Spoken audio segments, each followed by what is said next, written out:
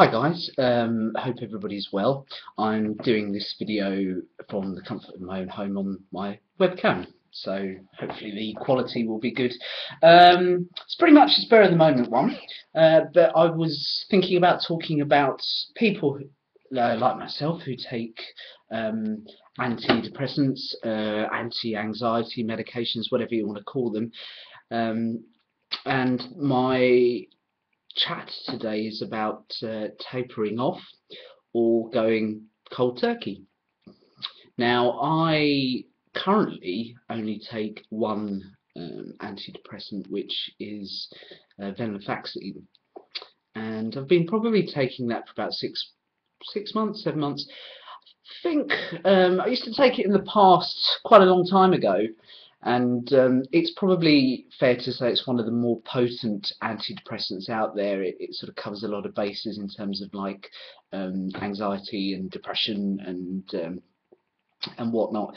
But recently, I can't remember if I discussed in my fitness video, sort of getting out and cycling and running and sort of keeping yourself active and distracted. I don't know if I sort of failed to mention that I was on quite a fair few, but I came off them. And I think it's a bit of a dilemma for a lot of people who decide that either they're better or the medication perhaps isn't working. You know, they've had increases in their dose, they've sort of perhaps come to the end of their tether with the medication, and they're thinking, I don't really want to pump any more drugs into my body. I think I'm ready to go it alone and go without. And that's something that I did. I used to take Mirtazapine, Pregabalin, which was used to keep me calm, and also Venlafaxine as well. So it was a pretty and some diazepam as well to sort of get me through some anxious moments. Now, for me, I got to the point where I felt that not only taking Mirtazapine, I was eating too much and putting on a fair amount of weight. I felt it didn't really have the desired effect anymore. It did work for a while, but then it kind of stopped. So I gave it up, and I actually did reduce the dose from kind of 45 milligrams, and then I went to 30, and then I went to 15, and then I just stopped cold turkey with Mirtazapine. And I think it's kind of like a sort of antihistamine type based medication, and I didn't find it too difficult coming off. Of course, this could be different for anybody, so you kind of have to do what your body tells you. But I cannot honestly tell you what Mirtazapine withdrawal symptoms are like. I've kind of read up on them. Some people, have hellish times, sweats, and really struggle coming off. With me, it was a relatively straightforward process. So I quit the Mirtazapine, and I thought, right, okay, well, I'm going to just keep taking the venlafaxine for a while. I was taking about 75 milligrams a day, not a huge amount, but nonetheless, a significant amount, along with the pregabalin, which I found again didn't really work. Kind of ended up taking it in the evening, made me a bit tired, particularly hungry. I know it's pretty much used for pain, nerve pain, so it's kind of sometimes prescribed as kind of like a relaxant. So some people have some quite euphoric effects taking this stuff. For me, it didn't really do that. It just made me hungry and eat lots of crisps, which really wasn't what I wanted to do. So, so I gave it up. I've still got a few packets left upstairs, so I need to do a bit of a clear out.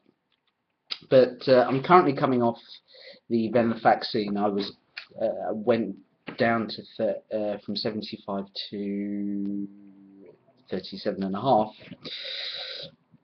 Up until a couple of days ago, I thought, right, okay, I'm going to just quit cold turkey, and I must admit I'd forgotten how difficult and challenging the withdrawal symptoms of venlafaxine are.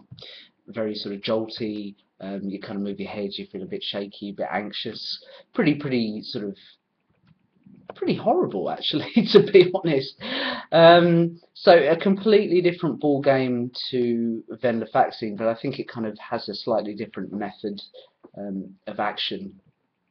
So I'm cutting up my pill and I'm taking half of a 37, and I'm going to kind of gradually cut that down each day, taking bit by bit, because I have found that obviously medication is different for everybody, and taking antidepressants has in the past got me out of a hole, but unfortunately the body's quite a adaptable thing, and you know, it kind of gets used to pretty much anything after a while.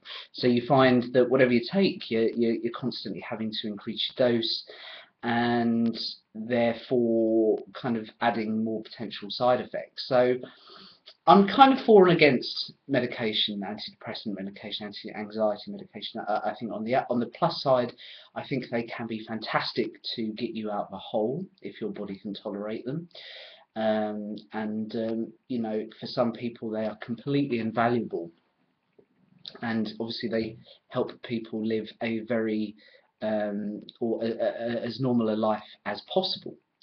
And I think that that's really important, because some people really would struggle. So I'm not advocating people just suddenly stop taking medication. Again, I would like to stress I'm not a doctor. You know, this is personal experience. So, you know, whatever decisions you do make, you know, it's always a very good idea to consult with your GP. And most GPs will certainly recommend tapering off. So if you do decide to go cold turkey on medication, you know, it's your choice, and of course you're entitled to that choice. But it's good to be informed and aware of, you know, how it could affect you. And I think you kind of have to gauge what your body tells you at that particular sort of moment in time. So that is really my thoughts on coming off medication. Um, if you have any questions, please go to the website, which is obviously myhealthanxiety.com, and please you know, leave a message on the YouTubes, you know, subscribe. I don't know how easily I pick up messages on the YouTube, so you do leave a comment though, and do like and stuff like that. But actually I think I do get the message on there, so yeah, you know, if you have any questions, do go to me on there. But do check out the website, because there's some very good free resources. Everything I put on there is free, and you know, the videos, and I've got lots of CBT resources, some lists of sort of common health anxiety and just general anxiety symptoms, which I found from sort of NHS websites. So I've used some pretty trustworthy sources. So yes, please feel free to utilise all of the free resources on there.